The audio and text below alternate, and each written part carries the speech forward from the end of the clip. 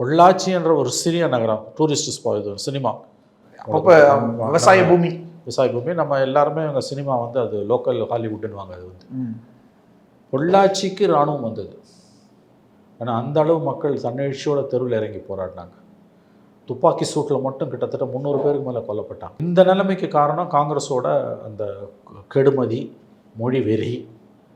தூக்கி அடிக்கப்பட்டது காங்கிரஸ் 67. அதில் திமுக 49 கட்சி ஆரம்பித்து 52 அவங்க முதல் பொது தேர்தலை புறக்கணிக்கிறாங்க. 57, 62, 67 3 ஒரு போட்டி போட்ட 52 தேர்தல் புறக்கணிப்பு, 57, 62, 67 போட்டியிட்ட 3வது தேர்தல் ஆட்சியை பிடிக்கிறாங்க. 57 15 சீட், 62 50 சீட், 67 ஆட்சி.